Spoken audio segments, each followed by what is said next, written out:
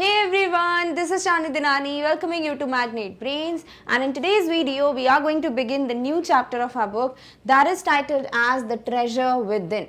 Now this chapter is an actual interview, एक real का conversation है between two people और यहाँ हम बात करने वाले हैं about that capability, that potential जो हम सबके अंदर होता है. For example, जब हम अपनी classmates को देखते हैं या फिर जो हम previous class की बात करें, so we have always seen different types of students in our class. कुछ होते हैं जो टॉपर्स होते हैं, टीचर्स के फेवरेट होते हैं, फर्स्ट बेंचर्स होते हैं, दे नो एवरीथिंग, हमेशा उनके मार्क्स अच्छे आते हैं, पेरेंट्स खुश होते हैं उनसे, and they are also like excelling in different curricular activities, sports हो, सिंगिंग हो, डांसिंग हो, कुछ भी हो, उसमें भी वो हमेशा टॉप करते हैं. ये होते हैं one category of people. There are these categories of people जो कि नॉर्मल होते हैं, एवरेज होते हैं, ज़्यादा टॉप वॉप की भी बात नहीं है और ना ही ऐसा है कि बहुत पुअर परफॉर्मेंस होती है उनकी. They are okay. Now there are certain people who hardly like pass in their examination. बिल्कुल अच्छे नहीं होते कुछ एक्टिविटीज में, सिर्फ खेल कूद में दिमाग होता है, मस्ती वस्ती में दिमाग होता है, ठीक है. अब यही जाके फ्यूचर अगर अभी से हमको इनका लिखना हो कि लेट्स जस्ट डिस्कस कि आपको क्या लगता है कि these three categories of people are there who is going to be like what in the future. तो हम क्या बोलेंगे, भाई टॉपर्स की तो लाइफ सेट है, पक्का कुछ ना कुछ तो बढ़िया ही करेंगे. बीच में जो हम एवरेज स्टूडेंट्स की बात कर रहे हैं तो हम बोलेंगे हाँ ठीक है, ये भी कुछ ना कुछ कर ही लेंगे, not as much like the toppers would do, but yes ठीक है, फिर भी ऐसा नहीं होगा कि कुछ नहीं कर पा रहे. बट जो लोग हार्डली पास हो पाते हैं एग्जाम्स में, उनके लिए हमें क्या लगता है कि कुछ नहीं कर पाएंगे. ऐसे मतलब क्या बातें होती हैं, ठेला लगाएंगे, ये सब होता है ना कि कभी कभी कुछ मार्क्स अच्छे नहीं आते तो जो रिलेटिव्स होते हैं वो भी आके बोलते क्या करोगे, मतलब दुकान पे बैठोगे क्या, ठेला लगाओगे, सब्जी बेचोगे एंड एवरीथिंग, ठीक है. और यही कॉमन सिनेरियो या कॉमन थिंकिंग हमें देखने को मिलती है हमेशा. बट वॉट इफ अगर मैं बोलूं कि कोई पर्सन है जो हार्डली बड़ी मुश्किल से पास होता है और वो बहुत बड़ा जाके पर्सन बने, आगे जाके वेल नोन बने, कुछ ऐसा जैसे जिनके बारे में आप पढ़ रहे हो, आपकी बुक में उनके बारे में छपे, उनके इंटरव्यूज हो, तो हमें थोड़ी बहुत ये बात डाइजेस्ट नहीं होती, राइट. बट यही कुछ है जो हम इस चैप्टर में देखने वाले हैं, जिससे आपको भी लगेगा that every one, each one of us has the different potential, has some skill set जो कि हम आइडेंटिफाई नहीं कर पाते और हमें लगता है we are good for nothing. But ऐसा कुछ नहीं होता. हर एक इंसान जो भी इस दुनिया में है उसमें कोई ना कोई एक ज़रूर क्वालिटी होती है, एक ज़रूर स्किल होती है जो कुछ लोग पहचान लेते हैं, उस पर काम कर लेते हैं and they become what they are today. But yes, कुछ लोग होते हैं जिन्हें लगता है अगर हम अकेडमिकली एक्सेल नहीं करते, हमारे मार्क्स अच्छे नहीं आते, हमारी तारीफ नहीं होती क्लास में, इसका मतलब हमें कुछ नहीं आता. बट ऐसा नहीं है. हो सकता है उस पर्सन में कोई और दूसरी स्किल हो, वो एक बहुत अच्छा डांसर हो, बहुत अच्छा सिंगर हो, बहुत अच्छी ड्राइंग करता हो, बहुत अच्छा उसका क्रिएटिव आर्ट या इन सब चीज़ों में बहुत इंटरेस्ट हो, राइट. बट क्योंकि वो खुद ही मेहनत नहीं करते, उस चीज़ पे काम नहीं करते, सॉर्ट ऑफ, या फिर कुछ लोग उनको इतना डिमोटिवेट कर देते हैं, एनकरेज नहीं करते कि वो फिर कुछ कर ही नहीं पाते. तो दोष इस चीज़ का नहीं होता कि उनको कुछ नहीं आता, इस चीज़ का होता है कि वो कभी आइडेंटिफाई नहीं कर पाए कि उनको क्या आता था. क्लियर. ऐसे ही कुछ चीज़ हैं जो हम देखने वाले हैं in this chapter. It's a very nice, very interesting interview. कुछ भी बोरिंग नहीं है इसमें. ऐसा लगेगा आप जैसे आपको लगेगा कि एक सच्चाई, एक रियलिटी आपको पता चल रही है. And somewhere I feel you guys would feel very motivated from within and you guys should be excited to see this chapter exactly what is the interview all about. Clear? तो हम यहाँ बात करने वाले हैं about a person who is an architect in real life. His name is Hafiz Contractor और उन्हीं के बारे में हम पूरी जर्नी जानने वाले हैं from his school days till now, like what he is right now. और उनकी one of the construction की photograph भी हम देखेंगे in this video. Clear? All right. So before we begin with the chapter itself, हमें कुछ यहाँ पे चीज़ें दी गई हैं about the chapter and then आपको इनके बारे में एक प्रोफाइल दी हुई है towards the end of the chapter. ठीक है, जैसे चैप्टर खत्म होता है आपकी बुक में लास्ट में एक बॉक्स है जिसमें उनकी पूरी लाइफ के बारे में बताया गया है, जो बेसिक्स चीज़ें हैं जो बहुत ज़्यादा इंपॉर्टेंट है, तो वो भी हम डिस्कस करेंगे पहले और फिर हम देखेंगे about the very first interview और very first dialogue. Clear.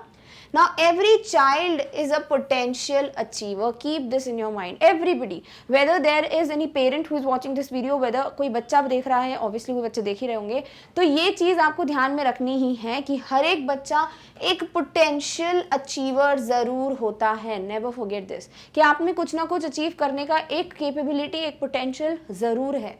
And is different from other children in her or his style of learning and area of interest. Second thing which is very important, जो हमें या हमारे बड़ों को बहुत अच्छे से समझ लेनी चाहिए, और वो ये है कि कंपैरिजन करना बंद कर देना चाहिए. क्यों?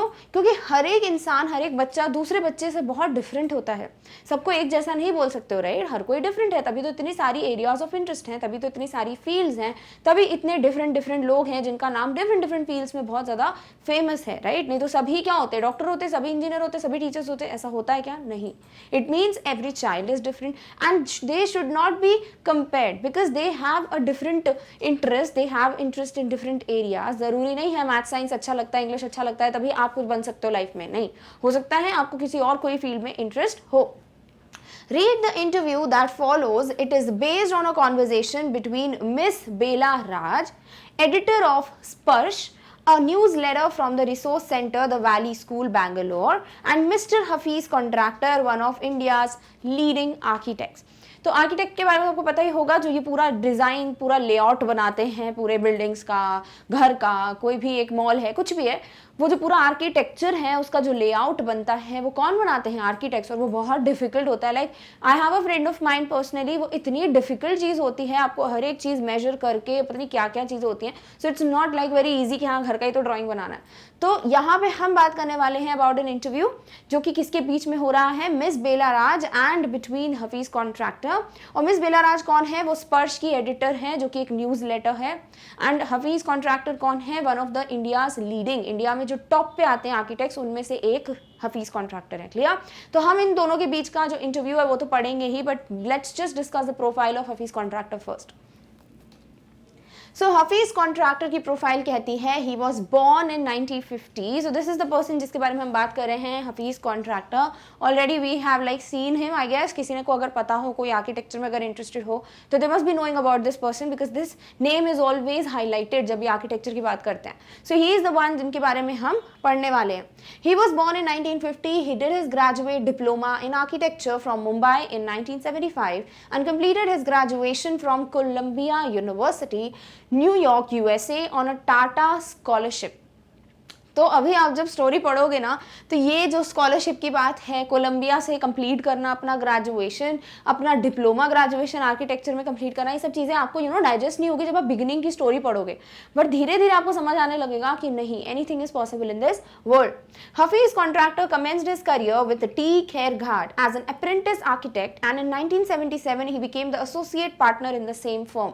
तो इनका भी बहुत वेल नोन नेम है टी खेर घाट, और ये इनके साथ एक ट्रेनी, अप्रेंटिस यानी एक ट्रेनर, एक ट्रेनी आर्किटेक्ट की तरह इन्होंने अपनी जो करियर की शुरुआत की. कब? इन 1977.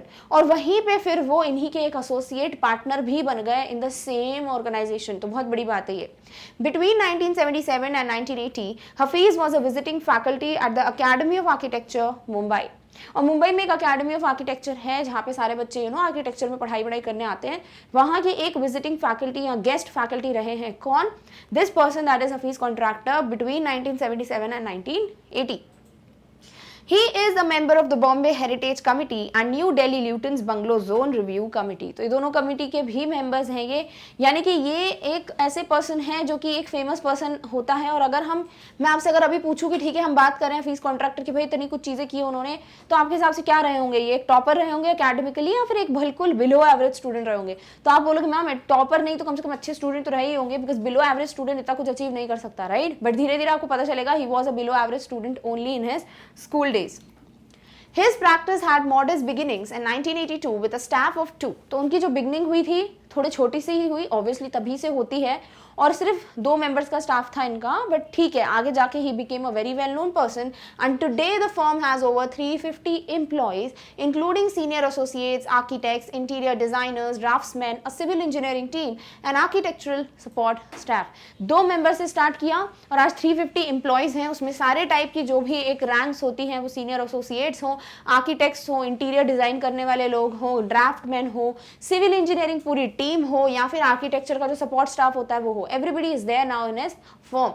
The firm has conceptualized, designed and executed a wide range of architectural projects like bungalows, residential developments, hospitals, hotels, corporate offices, banking and financial institutions, commercial complexes, shopping malls, educational institutions, recreational and sports facilities, townships, airports, railway stations, urban planning and civic redevelopment projects. यानी कि ये पता क्यों दिया हुआ है, obviously हम ये पढ़ के याद तो करने नहीं वाले हैं, बट येस इतने सारी चीज़ों में इनकी पूरी कंपनी काम कर चुकी है। ऐसा नहीं है कि सिर्फ एक दो बिल्डिंग बना दी, दो मॉल बना दिए, नहीं, हर एक फील्ड में आप देखो, वो मॉल हो, एयरपोर्ट हो, एजुकेशन इंस्टीट्यूशन हो, वो पार्क हो, वो रिक्रिएशनल प्लेस हो, anything, everywhere his team and he himself has worked as an architect. Clear? All right, now we are going to begin with the chapter. अब Hafeez contractor हैं कौन, ये पता चल गया, ठीक है।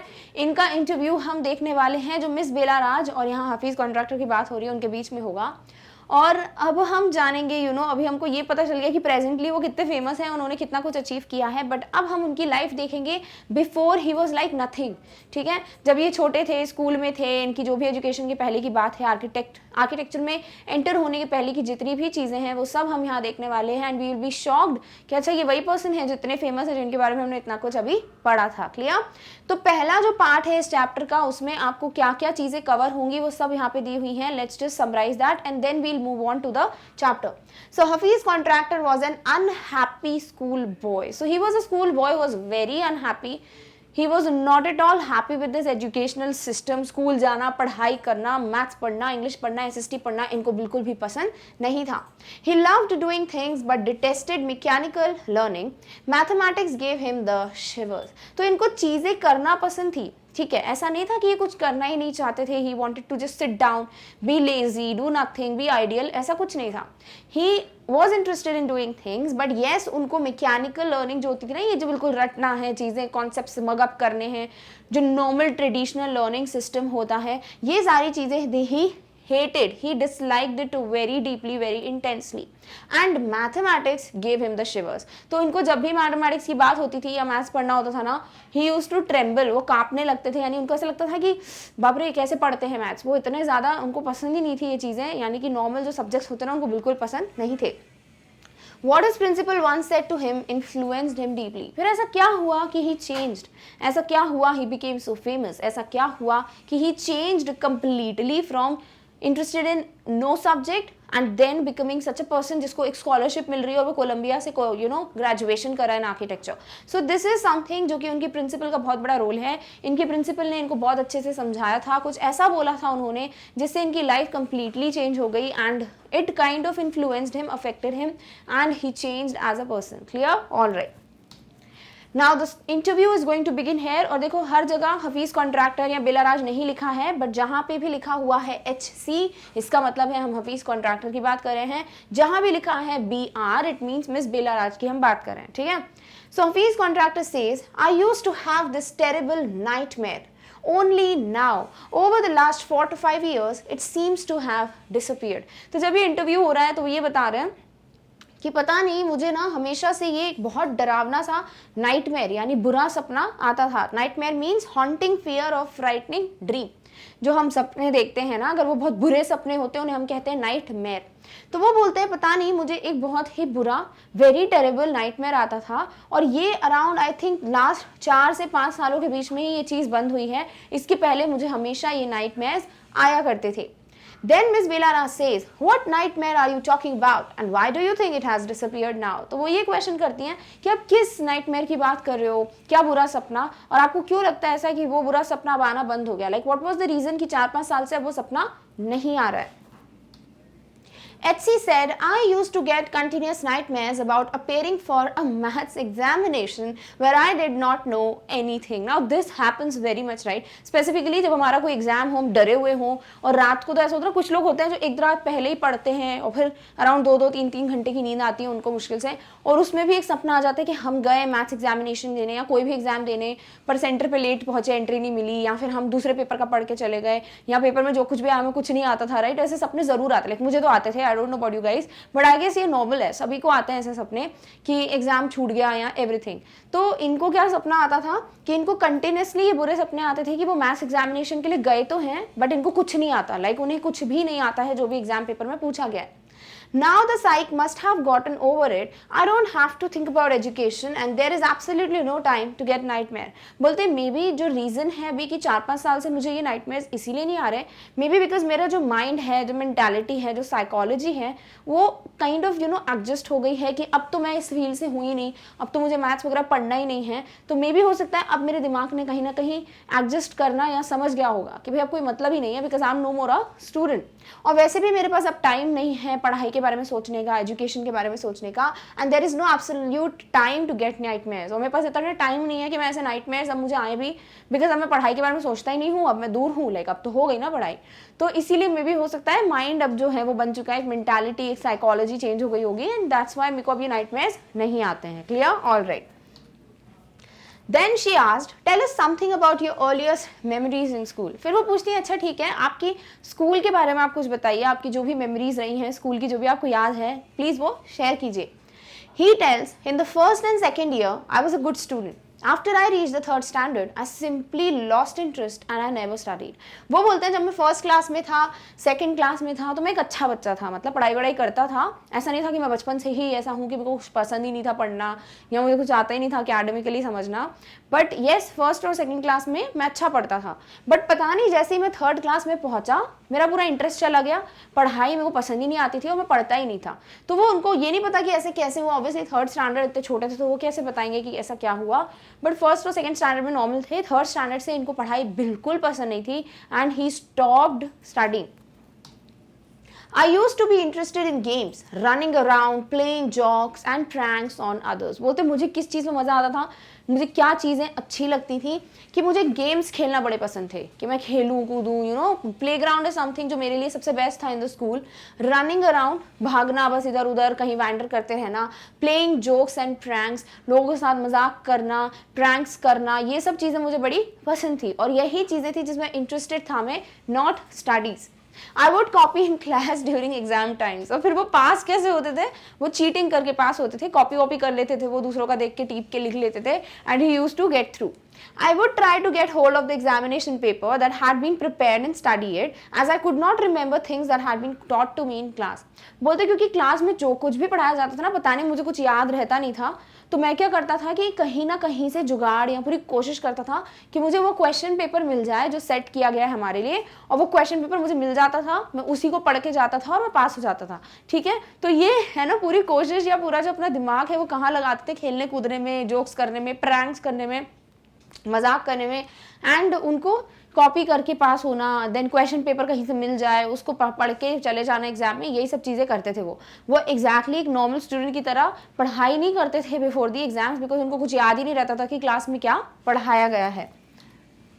However, later one sentence spoken to me by my principal changed my life. And then जो हमने भी पढ़ा ना कि उनकी प्रिंसिपल ने कुछ ऐसा कहा था जिससे उनकी लाइफ चेंज हो गई, तो वो बोलते पता नहीं ऐसा कुछ हुआ, बहुत टाइम बाद मेरे प्रिंसिपल ने मुझसे एक बात कही, वो बात सुन के मैं मुझे लगा कि नहीं अब मुझे पढ़ना चाहिए। तो इसके पहले की जितनी भी चीज़ें थी कि कॉपी करके पढ़ते थे, पढ़ाई में कोई बिल्कुल इंटरेस्ट नहीं था, समझ ही नहीं आता था, maths used to give shivers to him, तो ये चीज़ें जो हैं हमें डाइजेस्ट नहीं होती क्योंकि इसके पहले हमने इनका प्रोफाइल पढ़ा, he is such a famous person, right. यही चीज़ें हम गलत करते हैं। लाइक हमें क्या लगता है अगर कोई मैथ्स में अच्छा नहीं है, कोई साइंस में अच्छा नहीं है, कोई एकेडमिकली अच्छा नहीं, इसका मतलब वो लाइफ में आगे कुछ नहीं करेगा, इसका फ्यूचर बर्बाद है। ऐसा कुछ नहीं होता, ठीक है, because you never might know that you have certain thing in you, like a potential in you, कि आप बहुत कुछ अचीव कर सकते हो इन लाइफ, बट वही है बस वो एक चीज़ जो आपको खुद ढूंढने की कोशिश करनी है। अब क्या हुआ एग्जैक्टली, इनके प्रिंसिपल ने क्या कहा, let's read about that. When I approached my 11th standard, the principal called me and said, look here son, I have been seeing you from day 1। तो उनके प्रिंसिपल जो हैं उन्होंने उनको बुलाया, कब, जब ये 11th स्टैंडर्ड में थे, ठीक है, तो अभी 11th क्लास में पहुंच गए, और इनके प्रिंसिपल ने एक दिन इनको बुलाया और इनके प्रिंसिपल ने इनको कहा कि देखो बेटा, मैं तुम्हें फर्स्ट डे से देख रहा हूँ कि कि तुम कैसे पढ़ाई करते हो या तुम कैसे बच्चे हो, मैं तुम्हें फर्स्ट डे से देख रहा हूँ, बिकॉज फर्स्ट क्लास से वो स्कूल में पढ़ रहे हैं। You are a good student but you never studied. तुम एक अच्छे स्टूडेंट हो पर तुम पढ़ाई नहीं करते हो, दो कॉन्ट्रडिक्टरी चीज़ है, राइट। क्या बोलने का मतलब है उनका कि ऐसा नहीं है कि तुम कुछ कर नहीं सकते लाइफ में, तुम कर सकते हो, तुम एक अच्छे स्टूडेंट हो, बट येस तुम मेहनत नहीं करते हो, तुम पढ़ाई नहीं करते हो। I have taken care of you till today, और मैंने अभी तक तुम्हारा ध्यान रखा है, इसका मतलब मैंने पूरी कोशिश की कि तुम फेल ना हो, तुम क्लास रिपीट ना करो, और मैंने तो पूरा ध्यान दिया है, ठीक है। यानी 11th तक तो स्कूल के हाथ में ही रहता है, तो हम पूरी कोशिश करता था मैं कि मैं तुम्हारा पूरा ध्यान रखूं। अकेडमिकली तुमने मेहनत नहीं की, but yes I did my self, I did my part on my self, कि ठीक है मैं कर लेता हूं तुम्हारे लिए, मैंने तुम्हारा ध्यान रखा। Now I can no longer take care of you, so you do it yourself. But yes obviously अब तुम 12th में जाओगे, बोर्ड्स होंगे, तो तब मैं तुम्हारा ध्यान नहीं रख सकता, क्योंकि अब तो तुम्हें पढ़ाई करनी पड़ेगी, बिकॉज जो लिख के आओगे उसी के मार्क्स मिलेंगे, राइट। वहाँ कोई तुम्हें नहीं जानता, जो कॉपीज चेक करने वाला होगा, जो एग्जामिनर होगा, तो वो कुछ नहीं कर सकते। तो इसीलिए अब तक तो मैंने तुम्हारा ध्यान रखा, मैंने पूरी कोशिश की कि तुम पढ़ाई में रुक ना पाओ कहीं पे, बट येस अब तुम्हें खुद से मेहनत करनी पड़ेगी, अब मैं कुछ भी नहीं कर पाऊंगा। He talked to me for 5 minutes. You don't have your father. Your mother has worked so hard to bring you up and paid all your fees all these years, but you have only played games. Now you should rise to the occasion and study. फिर 5 minute और लेते हैं principal उनसे और उनको कहते हैं कि तुम्हारे पापा नहीं हैं, his father was unfortunately not there, और उनकी मॉम ही अकेले उनकी पूरी पढ़ाई का खर्चा, देखभाल जो भी है सब कर रही थी, और तुम्हारी मॉम इतनी मेहनत करती हैं और यहाँ तक तुम्हें लेकर आई हैं, तुम्हें स्कूल भेजती हैं, फीस हमेशा टाइम पे करती हैं, बट तुम क्या करते हो, इतने सालों से वो फीस पे करती हैं कि वो पढ़ाई करो तुम, बट तुम सिर्फ खेलते रहते हो। बट अब राइट टाइम है कि तुम अब जागो, you should just rise to the occasion, अब तुम्हें पूरी कोशिश करनी चाहिए कि अब तुम पढ़ाई करो, because it's 12th standard and you need to work anyhow. I used to be a very good sportsman. I had been the senior champion for so many years and I also was the cricket captain. I used to play every game, but that year I did not step out onto the field. तो वो बोलते हैं कि मैं एक बहुत अच्छा sportsman था, बहुत अच्छा खिलाड़ी था, मैं खेला करता था बहुत अच्छे से, इतना अच्छा स्पोर्ट्समैन था कि मैं एक सीनियर चैंपियन रह चुका था, एंड ऑल्सो मैं अपने क्रिकेट टीम का कैप्टन भी था स्कूल में, and he was so good in sports. I use to play every game, मैं हर एक गेम खेलता था, बट उस साल मैं फील्ड पे गया ही नहीं। बहुत बड़ी बात है, कोई जो कैप्टन है टीम का, कोई जो सिर्फ खेलता है, पढ़ता वढ़ता कुछ नहीं है, वो उस साल फील्ड में गया ही नहीं, उस साल ग्राउंड में नहीं गया। ऐसा क्या रीजन था? Let's just read that. I would go for prayers and all I would do was eat and study. I normally used to copy and pass, but I realized that once I was in SSC, I could not do that. तो वो बोलते हैं कि मैं सिर्फ 3-4 चीज़ें ही करता था उस टाइम पे, मैं फील्ड में खेलने वेलने नहीं जाता था, मैं पूजा पाठ करता था, आई यूज टू प्रे, देन मैं खाना खाता था और मैं पढ़ाई करता था, यानी ही स्टार्टेड स्टडिंग। तो प्रिंसिपल ने जो वर्ड्स बोले ना, इनको समझ आए कि नहीं, now is the time I need to study, because अभी तक तो मैं कॉपी करके चीट करके पास हो रहा था, बट जैसे ही मैं 12th में आऊँगा, SSC में आऊँगा, हायर स्कूल जो एजुकेशन होती है, तो मैं उसमें जैसे ही पहुंचूंगा तो फिर मैं नहीं कर पाऊंगा, मैं चीटिंग करके पास नहीं हो पाऊंगा, बिकॉज वो मेरे हाथ में ही नहीं होगा। तो SSC means secondary school certificate, that is 12th standard. When I got a second class 50% in my SSC, my principal said, "Son, consider yourself as having got a distinction. This is my memory of my school days." और वो पढ़ाई करते हैं, ठीक है, उन्होंने उसी class से आई गेस पढ़ना स्टार्ट किया था, फिर भी वो कितने 50% लेकर आए, और जब उनके प्रिंसिपल को पता चला कि उन्होंने 12th में 50% स्कोर किया है, तो उनको बोला कि ऐसे कंसिडर करो जैसे तुम्हारे डिस्टिंक्शन आई हो, तुमने बिल्कुल इतने अच्छे नंबर लाए हो, ऐसा तुम सोचो, बिकॉज येस कोई कॉपी करके पास करता है, पास होता है, पढ़ाई वढ़ाई कुछ नहीं करता और एकदम से 50% ले आए, it's a very big achievement. तो इस तरीके से उनकी यही मेमोरीज थी जो वो बोल रहे हैं कि these are the memories of my school days, that how I was not at all good in academics, I was not at all interesting in studying, opening the books and just mugging up everything. I used to just play, I was a very good sportsman, but yes, one day his principal told him so many good things, kind of he realized now it's the time I need to study, because नहीं तो वो 12th में fail हो जाते हैं, and that is a very big thing for the life. Then he started studying, he was just praying, eating all throughout that year, and finally he was able to score 50% in his 12th boards. अभी भी 50% का result है 12th में, क्या expect करते हो, famous होंगे इतने? नहीं, but yes he is famous because profile already हम पढ़ चुके हैं. Done, all right. I did lots of other things. See, as far as my things are concerned, I can't remember. I forget things very easily. तो वो बोलते हैं मैंने बहुत सारी चीज़ें की हैं लाइफ में, बट येस जब तक मैं अपनी चीज़ों की बात करूँ, that means perhaps he is referring to matters other than course materials and their details. यानी मैंने बहुत सी चीज़ें की हैं, सिर्फ पढ़ाई की बात नहीं है, स्पोर्ट्स की बात नहीं है, बट जब तक मेरी चीज़ें कंसिडर करूँ मैं, यानी मैंने क्या क्या किया लाइफ में, मैं भूल जाता हूँ, बिकॉज मैं बहुत जल्दी मेरी भूलने की आदत है. To remember I have to see things as a photograph. और वो बोलते हैं अगर मुझे कोई चीज़ को याद रखना है लाइफ टाइम के लिए, तो मुझे उस चीज़ को as a photograph, as a visual image जो है देखना पड़ता है. I read a book and I can remember the matter as a photograph but not through my mind. That is how it works. बोलते जैसे ही मैं एक बुक पढ़ता हूँ तो मुझे ये बुक में जो कुछ भी लिखा है वो सिर्फ एक फोटोग्राफ के हिसाब से याद रहता है, अदरवाइज मुझे कुछ याद नहीं रहता कि मैंने क्या पढ़ा था. इट मीन्स इनको एक होता है ना एक विजुअल मेमोरी बहुत ज़्यादा स्ट्रांग होती है. वैसे भी अगर आप नॉर्मली कोई वर्ड्स पढ़ो और आप एक पिक्चर के थ्रू पढ़ो, आपको पिक्चर के थ्रू ज़्यादा जल्दी से याद होता है. तो उसी तरीके से इनका भी यही कहना था कि जब मैं पिक्चर्स देखता हूँ, फोटोग्राफ्स देखता हूँ, तब मुझे ज़्यादा चीज़ें समझ रहती हैं, याद रहती हैं. ऐसे जनरली अगर मैं विदाउट ऐसी विजुअल इमेज कुछ भी ऐसे पढ़ लूँ तो मुझे वो याद नहीं रहता है. Then she asked, that is Bela Raj, when you were in school and you were doing badly, did the teachers pull you up and how did you feel? तो वो बोलते हैं कि आप स्कूल में जब कुछ नहीं कर रहे थे, इतना अच्छा स्कोर नहीं कर रहे थे, academically you were not that good, और तब आपको क्या आपकी टीचर्स चिल्लाती थी. pull you up means to reprimand, to scold या punish करना. तो क्या आपकी टीचर्स आपको चिल्लाती थी, रेप्रिमांड करती थी, और फिर आपको कैसा फील होता था जब आपकी टीचर्स आपको ऐसे ट्रीट करती थी? So then he says, I never felt anything on being pulled up. I used to be so interested in playing, I would receive a caning every week. अब कैनिंग का मतलब है पनिशमेंट या beating, यानी मुझे छड़ी से मारते ना, उसको कहते हैं कैनिंग. तो वो बोलते हैं मुझे कोई फर्क नहीं पड़ता था, मुझे कभी नहीं लगा कि टीचर मुझे चिल्ला रही है तो मुझे बड़ा बुरा लग रहा है, ऐसा वैसा कुछ नहीं. बिकॉज मैं जो हूँ बहुत ज़्यादा खेलने में इंटरेस्टेड था, और मैं पढ़ाई से ज़्यादा खेलने में इंटरेस्टेड था. तो मुझे आए दिन पिटाई पड़ती थी, आए दिन मुझे टीचर्स मारते थे, तो मेरे लिए आदत सी बन गई थी. एंड आई वॉज लाइक कि ठीक है, मुझे कोई फर्क नहीं पड़ता है. Then she asked, when you knew that you had incurred the wrath of your teacher by not doing your homework or by behaving badly, when you knew you could get a caning, what was the state of your mind? Next question वो करती है इनसे कि जब आपको पता था that you had incurred the wrath of your teacher, इसका मतलब मेड योर टीचर फ्यूरियस, जब आपने अपने टीचर को बहुत गुस्सा दिला दिया है, इरिटेट कर दिया है उनका होमवर्क ना करके, या फिर बहुत बुरी तरीके से बिहेव करके क्लास में, या फिर आपको पता था कि आपको बस अब छड़ी पड़ने ही वाली है, आपने इतना ज़्यादा टीचर को परेशान कर दिया कि मारने वाले हैं, तो आपके दिमाग में उस वक्त क्या चलता था? Let's just read about that.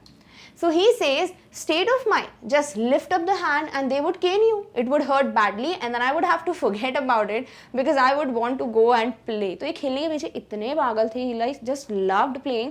तो वो बोलते हैं स्टेट ऑफ माइंड की अगर मैं बात करूँ तो कुछ नहीं, मैं अपना हाथ ऊपर करता था, हाथ रखता था, वो मारते थे, मुझे बहुत दर्द होता था, फिर मुझे भूल जाता था, क्योंकि भाई मुझे खेलने जाना होता था. तो मैं अगर इसी को याद रखूंगा कि मुझे मार पड़ी है, मुझे दर्द हो रहा है, तो फिर मैं खेलने कैसे जाऊंगा? तो मैं इस तरीके से भूल जाता था. Then she asked, you never felt insecure or threatened?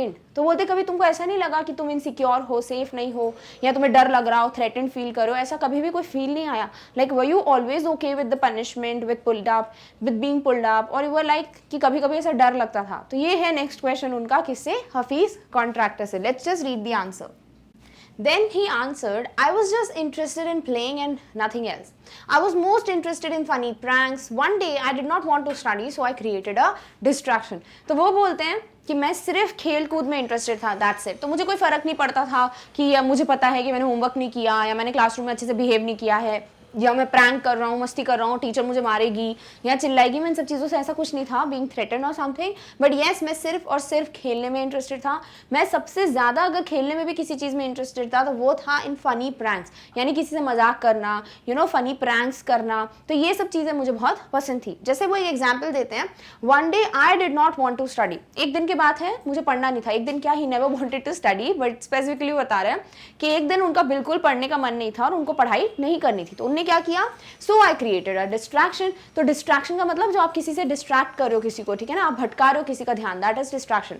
So something amusing and pleasurable. तो उन्होंने कुछ ऐसा किया जो कि सामने वाले के लिए बड़ा अच्छा हो, मजेदार हो, तभी तो वो डिस्ट्रैक्ट होगा. और वो क्या किया इन्होंने? For 1 whole hour we played चोर पुलिस. हम पूरे 1 घंटे के लिए क्या करने लगे? चोर पुलिस खेलने लगे. चोर पुलिस क्या होता है? हम ऑलरेडी बचपन में ही खेलते थे game, right? This means children's game in which one child thief hides and other, that is police man, try to find him और हर. एक चोर बनता है, ठीक है, थीफ बनता है जो कि छुप जाता है, और एक पुलिस बनता है जो कि उनको ढूंढता है. दिस इज व्हाट चोर पुलिस. तो वो बोलते हैं कि मुझे बिल्कुल पढ़ाई करने का मन नहीं था, तो आई डिसाइडेड कि मैं चोर पुलिस गेम खेलूंगा, और ये एक डिस्ट्रैक्शन था ताकि हम खुश हो जाएं थोड़ी देर के लिए, फिर हमारा पढ़ाई में मन लग जाए. डन? All right.